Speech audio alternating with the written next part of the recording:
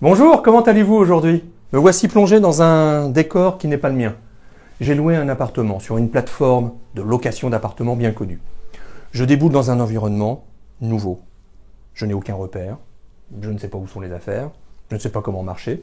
Je constate qu'il y a une machine à coudre, je ne sais pas si vous la voyez, une machine à coudre dans le fond, qui a un lampadaire plutôt bas dans lequel j'arrête pas de me cogner.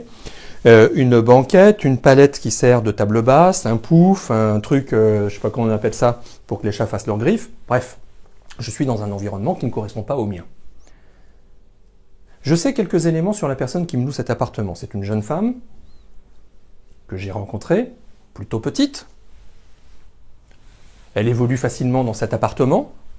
Elle ne se cogne pas, voyez l'avantage, contrairement à moi. Et puis, elle évolue, elle est dans son élément, elle est totalement fluide dans cet appartement qui est le sien. Alors pourquoi je vous dis tout cela? Tout simplement parce qu'en commençant à évoluer comme elle pourrait le faire, comme elle le fait peut-être, je me suis rendu compte d'une chose, je me suis rendu compte que très rapidement, des impressions me sont arrivées à l'esprit. Des impressions sur ce qu'elle pouvait penser. C'est un petit appartement qui est plutôt fait pour une personne seule, qui est fait pour une personne qui reste, peut-être qui travaille la journée, je ne sais pas. Une personne qui, en tout cas, est assez manuelle, qui travaille sur des tissus. J'imagine cela parce qu'il y a une machine à coudre juste derrière moi. Une personne qui essaie de bricoler un peu. Il y a sur le balcon derrière, je ne sais pas si vous voyez, il y a tout un bordel, pardon, de trucs de bricolage, de bois, etc. Alors j'imagine cette personne qui essaie d'avancer dans sa vie, de construire des éléments, et puis j'imagine ce qu'elle peut ressentir, ce qu'elle peut se dire, lorsqu'elle caresse son chat. Alors je ne sais pas où il s'est planqué, je crois que je lui fais très peur. Lorsqu'elle caresse son chat, etc. Pourquoi je vous dis tout cela? Parce que, au fond, j'ai réussi, je crois, à imaginer ou à me mettre dans la peau de quelqu'un d'autre. Je ne sais pas si c'est réellement ce qu'elle pense, si c'est réellement ce qu'elle vit, mais en tout cas, j'ai eu une forme de connexion à cette personne au travers de l'évolution dans son appartement. Maintenant, on va se placer dans une autre situation. Si j'ai réussi à me connecter à cette personne-là, je me rends compte que son regard est radicalement différent du mien. Okay, son regard à hauteur de lampadaire qui ne prend pas dans la tête, à hauteur des éléments qu'elle peut constituer dans son appartement. Si son regard est différent, alors probablement son regard est intéressant, il peut nourrir une information complémentaire à la mienne.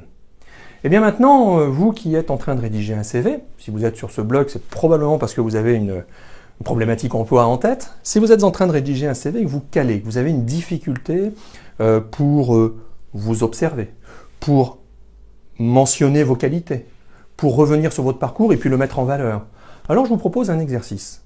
Placez-vous dans la peau de vos ex-employeurs. Placez-vous dans la peau de vos ex-managers, de vos ex-collègues, de vos ex-collaborateurs, de vos amis du boulot. Placez-vous dans la peau, imaginez que vous vous installez à leur bureau ou sur leur poste de travail, fermez les yeux, et puis observez comme ils se comportent. Donc imaginez-vous, voyez vos deux mains de collaborateurs ou de patrons, vous voyez évoluer, avancer, comme moi j'avance dans cet appartement, vous les imaginez avancer dans leur travail, se mouvoir, bouger, avancer, etc. Imaginez tout cela. Et puis en même temps, essayez de faire remonter leur propre perception lorsque vous apparaissez dans ce champ. Ben oui, vous, qui êtes peut-être en recherche d'emploi aujourd'hui, ou en tout cas en réflexion professionnelle, ce serait intéressant que vous interveniez dans ce décor. Comment faire? Vous êtes le collègue, vous voyez vos mains, tac tac, c'est bien vous voyez pas votre tête, mais vous voyez vous-même arriver. Posez-vous la question suivante. Qu'est-ce que je peux penser de moi-même arrivant un petit peu plus loin? Quels seraient les commentaires qu'aurait pu faire votre ex-employeur, votre ex-manager, votre ex-collaborateur, etc. sur vos qualités professionnelles? Ok, dis donc, il est comment Pierre dans le boulot? Ah ben il est comme ça, comme ci, comme ci, comme ça. Ok, qu'est-ce qui te permet de dire ça? Bah, il a bossé sur tel projet, il a plutôt obtenu des résultats favorables, il est plutôt jovial, c'est plutôt un type sympathique, etc. Vous voyez, l'idée, c'est de prendre du recul et vraiment de vous placer dans chacun des personnages qui ont compté, qui a compté dans votre vie professionnelle pour en extraire de l'information. L'information, qu'est-ce que c'est? C'est juste de savoir comment ils vous ont perçu, comment ils vous ont vu. Évidemment, vous allez vous concentrer sur ce qui a fonctionné. Évidemment, vous allez vous concentrer sur le positif. C'est pas la peine de vous enfoncer la tête dans le quoi? Dans le seau. Ce serait sot. Concentrez-vous uniquement sur tous les commentaires positifs, super positifs qu'ils auraient pu réaliser pour vous. Pourquoi? Parce que ça va vous aider déjà à avoir une image un petit peu décalée, un peu différente de celle que vous avez aujourd'hui si vous êtes en recherche de confiance, en recherche d'estime de vous. Premier point. Deuxième point, probablement le vocabulaire qu'ils utiliseraient n'est pas celui que vous utiliseriez. Ça va vous permettre de décaler et d'avoir peut-être un rapport plus objectif sur votre CV. Troisième point, vous allez aussi vous préparer à l'entretien de recrutement.